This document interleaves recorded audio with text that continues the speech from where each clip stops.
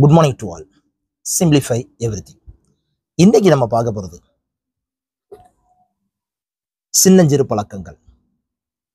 Atomic habits அப்படிங்கிற ஒரு English வெர்ஷனை Tamil வெர்ஷனாக மாற்றி நமக்கு சின்னஞ்சிறு பழக்கங்கள் அப்படின்னு சொல்லி என்ன செஞ்சுருக்காங்கன்னா கொடுத்துருக்காங்க.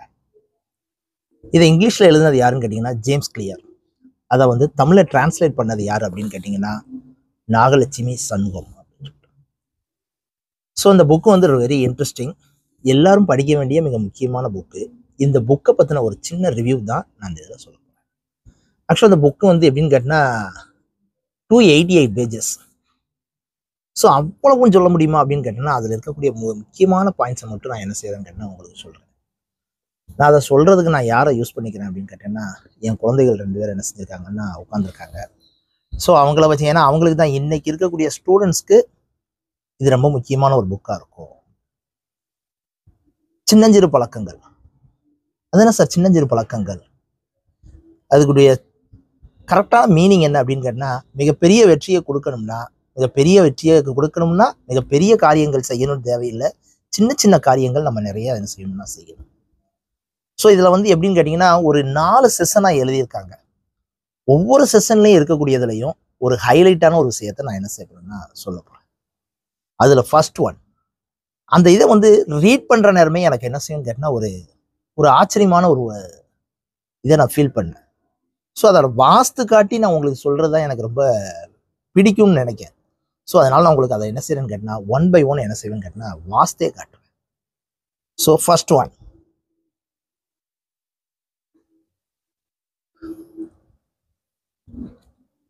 நான் முதல்ல சொன்ன ஒரு வார்த்தை தான்.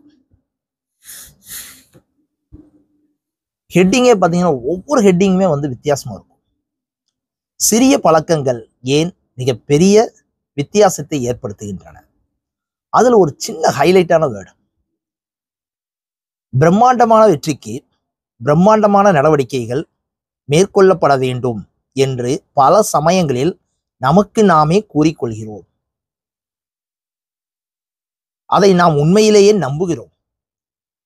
நிறைய பேர் என்ன செஞ்சுட்டு இருக்காங்கன்னா மிகப்பெரிய வெற்றி கொடுக்கணும்னா மிகப்பெரிய லெவலில் நம்ம ஏதாவது ஒன்று செய்யணும் அப்படின்னு நினைச்சிட்டு இருக்காங்க. ஆனால் அது மிகப்பெரிய தப்பு. நம்முடைய உடலின் எடையை குறைப்பதாக இருந்தாலும் சரி, ஒரு தொழிலை உருவாக்குதல், ஒரு புத்தகத்தை எழுதுதல், ஒரு சாம்பியன் பட்டத்தை வெல்லுதல் அல்லது வேறு ஏதேனும் ஒரு இலக்கை அடைவதற்கு எல்லாராலும் பேசப்படுகின்ற வகையான மிகப்பெரிய மேம்பாடுகளை நாம் செய்தாக வேண்டும் என்று நம்மை நாமே மன அழுத்தத்திற்கு ஆளாக்கி கொள்கிறோம். பெரிய வெற்றி கொடுக்கணும்னா நீ பெருசா ஏதாவது ஒண்ணு செய்யணும்பான்னு சொல்லி எல்லாரும் சொல்லி என்ன கேட்டா அதுவே நமக்கு ஒரு மிகப்பெரிய பிரஷரா மாறிடும். அதுக்கு அடுத்துதான் இதுக்கு சொல்யூஷனே சொல்றாங்க. 1% மேம்படுதல் அவ்வளவு முக்கியமானதாக தெரிவதில்லை.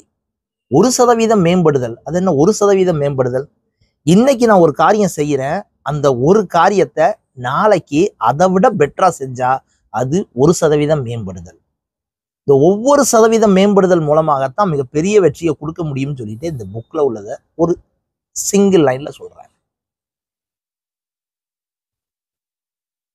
காலப்போக்கில் அது அதிக அர்த்தம் வாய்ந்ததாக இருக்கும். அதை ஃபீல் பண்ணா தான் தெரியும். நான் ஸ்கூல்ல ஸ்டேட் ஃபர்ஸ்ட் வாங்கணும், இல்லை 10th இல்லை 12th ஸ்டேட் ஃபர்ஸ்ட் வாங்கணும் அப்படின்னு நான் நினைக்கிறேன்னா 10th ஸ்டாண்டர்ட்ல போர்டு எக்ஸாம் எழுதுற நேரம் மட்டும் நான் ஸ்டேட் ஃபர்ஸ்ட் வாங்கணும்னு நினைச்சுக்கிட்டு ஒர்க் பண்ண முடியாது. நான் 6th படிக்கணும், 7th படிக்கணும், 8th படிக்கணும், 9th படிக்கணும், 10th படிக்கணும்.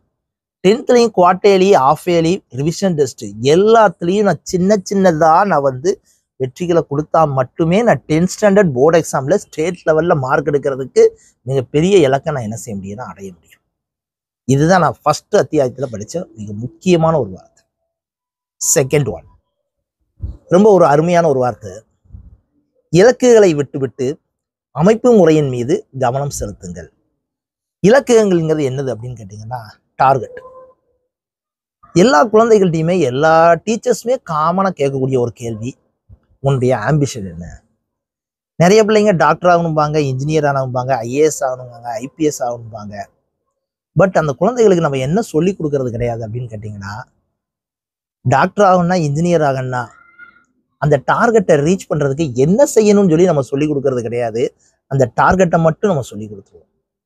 அதனுடைய விளைவு என்ன அப்படின்னு கேட்டீங்கன்னு வச்சுக்கோங்களேன், அதுக்கு என்ன செய்யணும்னே தெரியாமலே அந்த குழந்தைகள் என்ன செய்யணும்னு கேட்டீங்கன்னா டாக்டர் ஆகணும், டாக்டர் ஆகணும், டாக்டர் ஆகணும்னே சொல்லிட்டே வருவாங்க. அதனாலதான் என்னன்னு கேட்டீங்கன்னா நிறைய குழந்தைகள்கிட்ட 8th ஸ்டாண்டர்ட்ல கேட்டோன்னா ஒரு ஆம்பிஷன் சொல்லுவாங்க, 10th ஒரு ஆம்பிஷன் சொல்லுவாங்க, 11th 12th ஒரு ஆம்பிஷன் சொல்லுவாங்க. காலேஜ் போற நேரம் பாத்தீங்கன்னா அவன் 8th சொன்ன ஆம்பிஷனுக்கும் காலேஜ் போற நேரம் உள்ள ஆம்பிஷனுக்கும் சம்பந்தமே இல்லாம இருக்கும். அதனுடைய மெயின் ரீசன் என்ன அப்படின்னு கேட்டீங்கன்னா, டார்கெட்டை சொல்லுவீங்க, அந்த டார்கெட்டை ரீச் பண்றதுக்கு என்ன செய்யணும்னு சொல்ல மாட்டீங்க. அதனாலதான் ரொம்ப அழகா ஒரு வார்த்தை சொல்றாங்க, இலக்குகளை விட்டுவிட்டு அமைப்பு முறை மீது கவனம் செலுத்துங்கள்.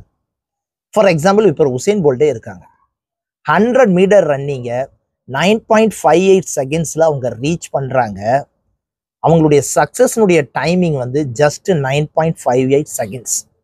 ஆனா அந்த சக்சஸை வந்து 10 செகண்ட்ஸ்க்கு உள்ளதான். ஆனா அந்த 10 செகண்ட்ஸ் சக்சஸை கொடுக்கறதுக்கு அதுக்கு பின்னாடி அவங்களுடைய உழைப்பு எவ்வளவு இருக்கு அப்படின்னு கேட்டீங்கன்னா மிகப்பெரிய உழைப்பு இருக்கு. நாம என்ன செய்யறோம்னு கேட்டீங்கன்னா 10 செகண்ட்ஸ்ல நம்ம 100 மீட்டர் ரீச் பண்றதை பத்தி தான் பேசுவோமே ஒழிய அதுக்கு அவங்க எவ்வளவு ஹார்ட் ஒர்க் பண்ணியிருக்காங்கன்னு பேசுறதே கிடையாது. அதனாலதான் இந்த இது வந்து புக்கு ஸ்டார்டிங்லேயே அழகா சொல்றாங்க, இலக்குகளை விட்டு விட்டு அமைப்பு முறை மீது கவனம் செலுத்துங்கள். ரொம்ப அருமையான வார்த்தை. தேர்ட் ஒன், இந்த வார்த்தைகள்லாம் சொல்ற நேரம் பார்த்தீங்கன்னு வச்சுக்கோங்களேன், என்னுடைய பழக்க வழக்கங்கள் யாரை சார்ந்திருக்கின்றன, என்னுடைய பழக்க வழக்கங்கள் யாரை சார்ந்திருக்கின்றன 3 பாயிண்ட் சொல்றாங்க. ஃபர்ஸ்ட் ஒன், நமக்கு நெருக்கமானவர்களை நகலெடுத்தல். செகண்ட் ஒன், எண்ணிக்கையில் அதிகமானோரை நகலெடுத்தல். தேர்ட் ஒன், சக்தி வாய்ந்தவர்களை நகலெடுத்தல். ஆக்சுவலா நகலெடுத்தல் அப்படின்னா என்னதுப்பா? ஜெராக்ஸ், காப்பி பண்றது. நான் யாரை பார்த்து காப்பி அடிப்பேன்? 3 பேர் சொல்றாங்க. ஃபர்ஸ்ட், எனக்கு ரொம்ப நெருக்கமானவர்கள். செகண்ட், அதிகபட்சமா யார் என்ன ஆன்சர் சொல்றாங்க. தேர்ட் ஒன், சக்தி வாய்ந்தவர்கள், செலிபிரிட்டிஸ். அப்படின்னா இதுல நான் ஃபர்ஸ்ட் உள்ளதை யாரை சொல்லுவேன் அப்படின்னு கேட்டேன்னு வச்சுக்கேன், எனக்கு நெருக்கமானவர்கள். என்னுடைய ஹேபிட்ஸை முக்காவாசி டிசைன் பண்றது யாருன்னு கேட்டேன்னா, பிறந்த உடனே யாரா இருப்பான்னு கேட்டேன்னா எங்க அம்மா அப்பா. அதுக்கு அடுத்து யார் டிசைன் பண்ணுவா அப்படின்னு கேட்டேன்னா என் ஃப்ரெண்ட்ஸு. ஸ்கூல் டேஸாக இருக்கலாம், இல்லை காலேஜ் டேஸாக இருக்கலாம். அடுத்து என்னுடைய ஹேபிட்ஸ் எல்லாம். ஃபார் எக்ஸாம்பிள், எனக்கு குட் ஹேபிட் வந்தாலும் சரி, பேட் ஹேபிட் வந்தாலும் சரி, யாரை டிபெண்ட் பண்ணி தான் இருக்கும்னு கேட்டால் என்ன கூடையே சுற்றுற என் ஃப்ரெண்டை டிபெண்ட் பண்ணி தான் இருக்கும். சைல்ட்ஹுட்ல எனக்கு ஒரு ஹேபிட் வருதுன்னா எங்கள் அப்பா என்ன செய்கிறாங்களோ அதைத்தான் நான் என்ன செய்வேன். இதுதான் என்னதுன்னு கேட்டால், எனக்கு நெருக்கமானவர்களை அப்படியே நம்ம என்ன செய்வோம் கேட்டால் ஷேடோவாக ஃபாலோ. ஐ திங்க் இது நம்ம வந்து செல்ஃப் அனலைசிஸ் பண்ணி பார்க்கலாம். இப்போ எனக்கு என்னென்ன பழக்க வழக்கங்கள்லாம் இருக்குன்னு சொல்லி நான் அனலைசிஸ் பண்ணி பார்த்தேன்னா யாரோட ஷேடோவாக தான் இருக்கும்னு கேட்டேன்னா எனக்கு யாரெல்லாம் கூட இருக்காங்களோ அவங்களுடையதாக தான் இருக்கும். செகண்ட் ஒன், ரெண்டாவது யார் அப்படின்னு கேட்டேன்னு வச்சுக்கோங்க, இதுக்கு ஒரு பெரிய கதையே இருக்கு. எண்ணிக்கையில் அதிகமானோரை நகலெடுத்தல். ஆக்சுவலாக இதை வந்து என்ன செஞ்சிருக்காங்கன்னு கேட்டால், ஒரு ஃபாரின்ல ஒரு சயின்டிஸ்ட் என்ன செஞ்சிருக்காங்கன்னா ஒரு ரிசர்ச் மாதிரி பண்ணியிருக்காங்க. எப்படி ரிசர்ச் மாதிரி பண்ணியிருக்காங்க அப்படின்னு கேட்டான்னா, ஒரு கொஸ்டின், அந்த கொஸ்டினுக்கு ஒரு 12 பேரை ரெடி பண்ணி அந்த ஒரே கொஸ்டின் அந்த 12 பேர்ட்டையும் கேட்காங்க அட் த சேம் டைம். 12 பேரை ஆன்சர் பண்றதையும் என்ன செய்யறாங்கன்னு கேட்டா ரெக்கார்ட் பண்றாங்க. இந்த கொஸ்டின் வந்து எப்படிப்பட்ட கொஸ்டினா இருக்கு அப்படின்னு கேட்டேன்னா, ஒரு direct question, very simple question. எப்படின்னு கேட்டேன்னா, ஃபார் எக்ஸாம்பிள் நான் சொல்றேன், இப்படி ஒரு லைன் போடுறாங்க, இப்படி ஒரு லைன் போடுறாங்க. ஒரு லைன் சின்னதா இருக்கு, ஒரு லைன் பெரியசா இருக்கு. ஸோ எல்லாம் கொஸ்டின் கேட்காங்க. ஆக்சுவலா எது பெரிய லைன் கேட்டேன்னு நம்ம எல்லாருமே காமனா டக்குன்னு என்ன செஞ்சிருவோம், எது பெரிய லைன் சொல்லி ஐடென்டி பண்ணி சொல்லிடுவோம். இந்த 12 பேர்கிட்ட ரிசர்ச் பண்றாங்கல்ல, இந்த 12 பேருக்கு ஒரு ஸ்பெஷல். என்ன ஸ்பெஷல் அப்படின்னு கேட்டேன்னா, இதுல 11 பேர் ஆக்டர்ஸ். ஆக்டர்ஸ்னா என்ன அர்த்தம்? நடிக்க வந்திருக்காங்க. இந்த நடிக்க வந்திருக்காங்கன்னா என்ன அர்த்தம்? இந்த ரிசர்ச் பண்றாருல அவர் ரெடி பண்ண ஆட்கள் ஆக்டர்ஸ். அவருக்கு அவங்க 11 பேருக்கும் அவர் என்ன செய்யறாருன்னு கேட்டேன்னா, இது சிறுசு, இது பெருசு, இது சிறுசு, இது பெருசு, இவரு ஆன்சர் இப்படி சொல்லுங்கன்னு சொல்லிட்டு இந்த சிறுசை எப்படி சொல்ல சொல்றாங்க, பெருசுன்னு சொல்ல சொல்றாங்க. அப்புறம் என்ன, இந்த 12வது ஒருத்தர் இருக்காருல்ல, அவர் தான் என்ன செய்யறாருன்னா சைக்காலஜி டெஸ்ட்டுக்கு உட்படுத்தப்படுறார். இந்த 11 பேர் சைக்காலஜி டெஸ்ட்டுக்கு உட்படுத்தப்படவில்லை. ஏன்னா அவங்க 11 பேரும் ஆக்டர்ஸ். ஸோ அந்த 12வது இருக்கார்ல, அவர்கிட்ட கடைசியா கேள்வி கேட்காங்க. ஸோ அவன் கேட்காரு. முதல் ஒருத்தர் ஆன்சர் பண்றாரு. என்ன ஆன்சர் பண்றாருன்னு கேட்டா, சின்னதை பார்த்து அவர் என்னதுன்னு சொல்றாரு, பெருசுன்னு சொல்றாரு. ஏன்னா இந்த ரிசர்ச் பண்றவர் அதான் சொல்லி கொடுத்துருக்காரு. உடனே அதை 12வது நினைக்காரு. சே, இந்த ஆன்சர் கூட அவருக்கு தெரியல பாரு, இதை போய் பெருசுன்னு சொல்றாரு, இது சிறுசு, இதை போய் பெருசுங்காரு. ஒரு 4வது ஆளு அதே மாதிரியே சிறுசை வந்து மறுபடியும் என்ன சொல்றாரு, பெருசுன்னு சொல்றாரு. என்னடா 1வது ஆளும் தப்பா சொன்னாங்க, 2வது ஆளும் தப்பா சொன்னாங்க, 3வது ஆளும் தப்பா சொல்றாங்க அப்படின்னு ஒரு கன்ஃபியூஷன் ஆகுது. ஒருவேளை நம்ம நினைக்கிறது தப்பா இருக்குமோ அப்படின்னு. அதுக்கப்புறம் மறுபடியும் ஒரு 10வது ஆள் வரைக்கும் எல்லாரும் சிறுசா இருக்கிறத எப்படின்னு சொல்றாங்க, பெருசு பெருசு பெருசுன்னே சொல்றாங்க. 12வது இவர் சான்ஸ் வருது. இவரே கன்ஃபியூஸ் ஆயிட்டார், ஒருவேளை நம்ம நினைக்கிறது தப்பா இருக்குமோ. கடைசியில அந்த 11 பேர் என்ன ஆன்சர் சொன்னாங்களோ அதே ஆன்சரை யார் சொல்றா அப்படின்னு கேட்டேன்னா, 12வது ஆளும் சொல்றாரு, சிறுசை பார்த்து பெருசு. அதனாலதான் அழகா அந்த வார்த்தையை யூஸ் பண்றாங்க. எண்ணிக்கை அதிகமானோரை நகலெடுத்தல். யாரெல்லாம் நிறைய எங்க வீட்லயே நீ ஒரு ஹேபிட் வச்சிருப்ப, உங்க அம்மா உடனே டக்குன்னு ஒரு ஆன்சர் சொல்லுவாங்க. உங்க அம்மா, எல்லாரும் இதை தானடா செய்யறாங்க, நீ செய்யறதுக்கு என்னடா கஷ்டம், ஏன்னா அது செஞ்சே ஆகணும். சிக்கன் சாப்பிட்டா கெடுதி அப்படிம்பாங்க. எல்லாரும் சிக்கன் சாப்பிட்றாங்க, என்ன கெட்டு போச்சு. எல்லாரும் ஒரு ஹேபிட்டை செய்யறாங்கன்னா அது ரைட் ஆயிருமா அப்படின்னு கேட்டேன்னா அது ரைட்டா ஆகாது. அப்புறம் என்ன அர்த்தம், எண்ணிக்கையில் அதிகமானோரை நகல் எடுத்தல்ங்கிற பழக்கம் மிக மோசமான பழக்கம். 3rd ஒன், சக்தி வாய்ந்தவர்கள். சக்தி வாய்ந்தவர்கள்னா என்ன அர்த்தம் சார், செலிபிரிட்டி, சினி ஆக்ட்ரஸா இருக்கலாம், அச்சீவர்ஸா இருக்கலாம், இல்லைன்னா உனக்கு வந்து எப்படின்னு கேட்டா உன்னுடைய சீனியர்ஸா இருக்கலாம். அவங்க எல்லாருடைய என்னெல்லாம் செய்வாங்களோ அதெல்லாம் செய்வோம். ஃபார் எக்ஸாம்பிள் நம்ம என்ன செய்வோம்னு கேட்டால், நம்ம எல்லாத்துக்குமே ஒரு ஹேபிட் இருக்கு. என்னதுன்னு கேட்டேன்னு வச்சுக்கோங்க, சினி ஆக்டர்ஸினுடைய ஷேடோவாக நம்ம இருப்போம். ரஜினிகாந்த் ஒரு ஸ்டைல் செஞ்சு அதை ஸ்டைல் செய்வோம். விஜய் ஒரு ட்ரெஸ்ஸிங் சென்ஸ் பண்ணானா அந்த ட்ரெஸ்ஸிங் சென்ஸ்க்கு நம்ம வருவோம். அப்புறம் என்ன அர்த்தம்னு கேட்டேன்னு வச்சுக்கோங்க, அவங்க அச்சீவர்ஸா இருக்கிறவங்க எல்லாமே செய்யறது நமக்கு சரின்னு தெரியும். இன்னைக்கு அட்வர்டைஸ்மெண்ட்ல முக்கால்வாசி யார் இருக்கா, சினி ஆக்டர்ஸ் தான் இருக்காங்க. ஏன் சினி ஆக்டர்ஸ் அட்வர்டைஸ்மெண்ட்டுக்கு போடுறாங்க, அவங்க அச்சீவர்ஸ் என்ன சொன்னாலும் கேட்பாங்க. கிரிக்கெட் பிளேயர்ஸ் அட்வர்டைஸ்மெண்ட்டுக்கு வருவாங்க. ரெஸ்லிங்ல உள்ளவங்க அட்வர்டைஸ்மெண்ட்டுக்கு வருவாங்க. எல்லா அச்சீவர்ஸுமே அட்வர்டைஸ்மெண்ட்டுக்கு வராங்க. எதுக்குன்னு கேட்டா, அவங்கள நீங்க என்னது எடுப்பீங்க, நகல் எடுப்பீங்க. அப்புறம் என்ன அர்த்தம் அப்படின்னு கேட்டேன்னா, அவங்களை எல்லாத்தையும் நீ ஷேடோவை ஃபாலோ பண்ணுவ அப்படிங்கிற ஒரே காரணம். அதனாலதான் சக்தி வாய்ந்தவர்களை எக்காரணத்தை கொண்டு நகல் எடுக்க கூடாது. எனக்கு ஒரு ஹேபிட்ஸ், ஒரு யூனிக்னஸ்ன்னு சொல்லிட்டு நீங்களே சொல்லிட்டு இருப்பீங்க, அது எதுவுமே யூனிக்னஸ் கிடையாது. யாரோ ஒருத்தனுடைய பழக்க வழக்கத்தை உங்ககிட்ட என்ன செஞ்சு வச்சிருப்பாங்க, திணிச்சு வச்சிருப்பாங்க. அது உனக்கே என்ன செய்யாத தெரியாது. ஸோ எக்காரணத்தை கொண்டும் யாரையுமே என்ன செய்யாதுன்னா நகல் எடுக்காதங்கிறதுனாலதான், காப்பி பண்ணாத, ஜெராக்ஸ் எடுக்காத அப்படிங்கிறதுக்காகத்தான் ஒவ்வொரு 3 பாயிண்ட் சொல்றாங்க. 3 பாயிண்ட்லயுமே அந்த நகல் எடுத்தல் அப்படின்னு சொல்ற வார்த்தை. ஃபர்ஸ்ட் ஒன், நமக்கு நெருக்கமானவர்களை நகல் எடுக்கக்கூடாது. செகண்ட் ஒன், எண்ணிக்கையில் அதிகமானவரை நகல் எடுக்கக்கூடாது. 3rd ஒன், சக்தி வாய்ந்தவர்களை நகல் எடுக்கக்கூடாது. எனக்குன்னு ஒரு யூனிக்னஸை நானே என்ன செய்யணும், கிரியேட் பண்ணணும். ஸோ என்னுடைய ஹேபிட்ல ரொம்ப ரொம்ப முக்கியமானது இதுதான். நெக்ஸ்ட் ஒன், ஆக்சுவலா இந்த இதுக்கு வந்து என்னென்ன வார்த்தைகள் பயன்படுத்துறாங்க அப்படின்னு கேட்டேன்னு வச்சுக்கோங்க.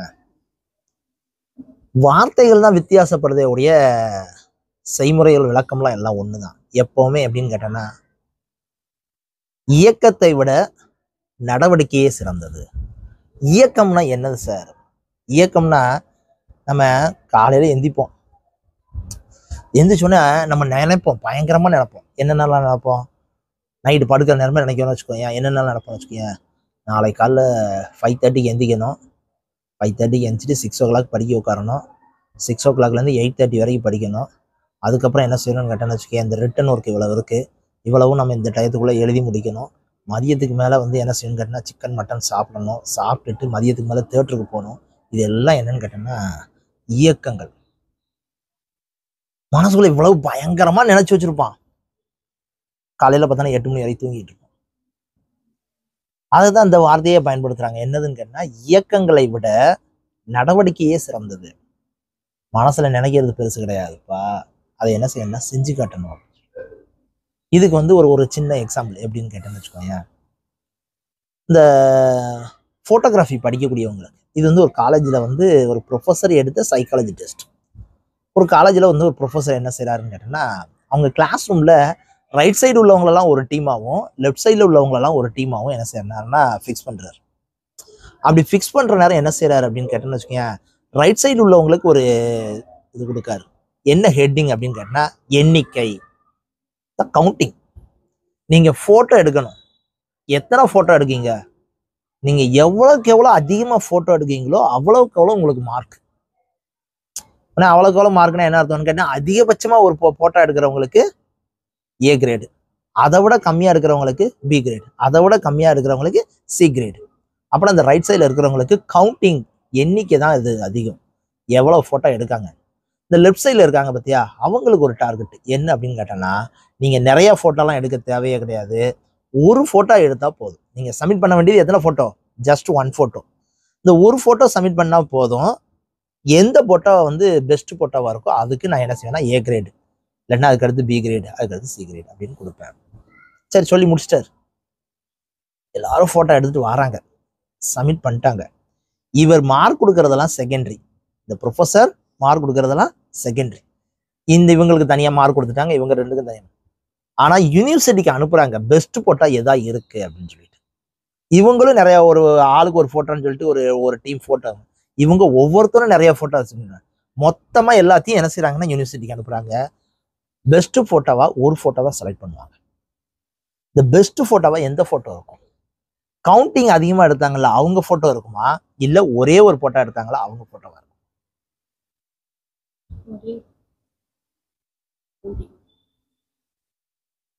டெஃபினட்டா நம்பர் ஆஃப் ஃபோட்டோஸ் அதிகமாக எடுக்காங்க பார்த்தியா, அவங்களோட இது பெஸ்ட்டாக இருக்கும். ஏன் சார் அப்படி? இவங்க எடுக்க போகிறது ஒரே ஒரு ஃபோட்டோ தான். இந்த ஒரே ஒரு ஃபோட்டோ எடுக்கிறதுக்கு இவங்க என்ன செய்வாங்க கேட்டால் பயங்கரமாக பிளான் பண்ணுவாங்க. ஆனால் அவங்களுக்கு ஒரே ஒரு ட்ரையல் தான், அவங்க கண்ணுக்கு எரர் தெரியாது.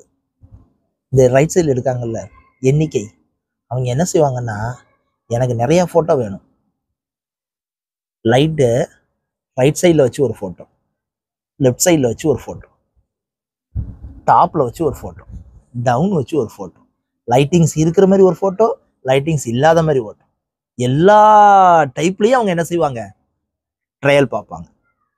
அவங்க செலக்ட் பண்ணக்கூடியது பெஸ்ட்டும் இருக்கும் ஒர்ஸ்ட்டும் இருக்கும். ஒர்ஸ்ட் செஞ்சு செஞ்சு செஞ்சு அதில் ஏதோ ஒரு ஃபோட்டோ எப்படி இருக்கும், பெஸ்ட்டாக இருக்கும். அப்புறம் நான் என்ன செய்யணும்னு கேட்டேன்னா, நான் எடுக்கக்கூடிய முதல் முயற்சியிலேயே எனக்கு என்னது கிடைச்சிடக்கூடாது, வெற்றி கிடைச்சிடக்கூடாது. இந்த ஹேபிட்ஸ்லேயே எனக்கு அதுதான் பெரியது. நான் இன்னைக்கு காலைல எந்திப்பேன், காலைல எந்திச்சு கிரவுண்டுக்கு போவேன், கிரவுண்டுக்கு போனோடனே எனக்கு வெயிட் குறைஞ்சிருமா?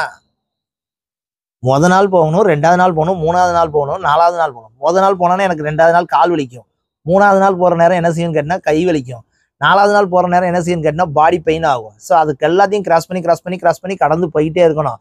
தப்பு செஞ்சு செஞ்சு செஞ்சு தான் நான் சரியான முறையில் செய்ய முடியுமே ஒழிய, எடுத்தோடனே எனக்கு என்ன செஞ்சிடாதுன்னா சரியான முறையில் செஞ்சிட மாட்டேன், எடுத்தோடனே எனக்கு என்ன எதுன்னு கிடைச்சிடாதுன்னா அச்சீவ்மெண்ட் கிடைக்காது. அதனால தான் என்ன செய்வாங்கன்னு கேட்டேன்னு வச்சுக்கோங்க, இந்த அட்டாமிக் ஹேபிட்ஸுங்கிற வேர்டு, அட்டாமிக்ங்கிறது என்னன்னு கேட்டால் சின்ன சின்ன இது, அப்படி சின்ன சின்ன நுணுக்கு அணுக்கள்னு தான் சொல்லுவாங்க. அப்புறம் அந்த சின்ன சின்ன இதாக உன் ஹேபிட்ஸை எவ்வளோக்கு எவ்வளோ மாத்துறியோ, அதை எத்தனை தடவை நீ ட்ரையல் அண்ட் எரர் பார்க்கியோ அவ்வளோக்கு எவ்வளோ உனக்கு என்னது கிடைக்கும்னு கேட்டேன்னா சக்ஸஸ் கட்டாயம் கிடைக்கும்.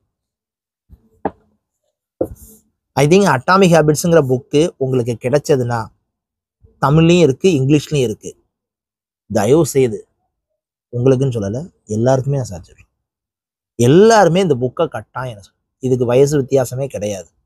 ஓகேவா? தயவு செய்து எல்லாரும் ஒரு தடவை இந்த புக்கை படிச்சு பாருங்க. ஓகேவா? That's all. Thank you very much.